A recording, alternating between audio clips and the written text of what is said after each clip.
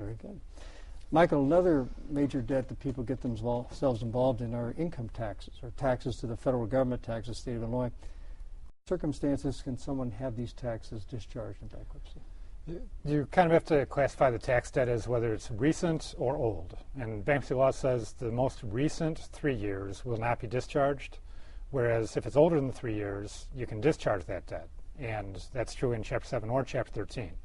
Now, you certainly have to have filed the tax return, and people get in trouble with that. So even if something might be 5 or 6 years old, if they never filed the tax return, that tax debt may not be discharged, may not ever be discharged. Because it's a timing issue. When was the return filed? As long as 2 years, 3 years before they file the petition, then it can be discharged. Correct. So currently the 2009 taxes are the most recent taxes due. Right. You have to go back to 2006 before you're looking at a dischargeable tax debt. I see. And then people often use Chapter 13 to pay the debt that will not be pay the debt that will not be discharged and discharge the debt that can be discharged.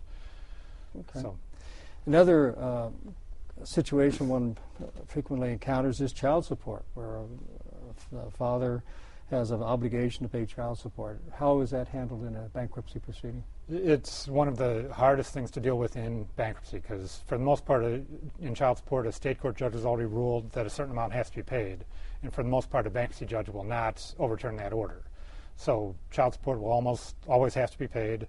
It might have to be paid to the government agency rather than to the parent, but I mean it just has to be paid. And Congress, in fact, in the recent 2005 amendments to the law made child support an even higher priority debt to be repaid.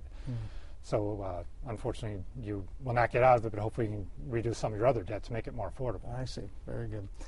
Tina, another frequently encountered type of debt that people encounter or incur are payday loans.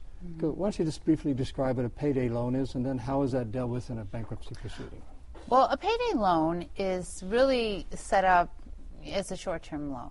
It's not a large amount of money, and when they first came out, people were actually taking out loans till their next payday. Okay, but now that's a little bit changed, and they take a little bit larger loan, and and we have a lot of our clients, and a lot of people get caught up in the payday pandemonium, where they're take out one loan to payday loan, and then they take another payday loan to pay that payday loan, and then pretty soon the vicious circle starts. And so bankruptcy can't stop that right away.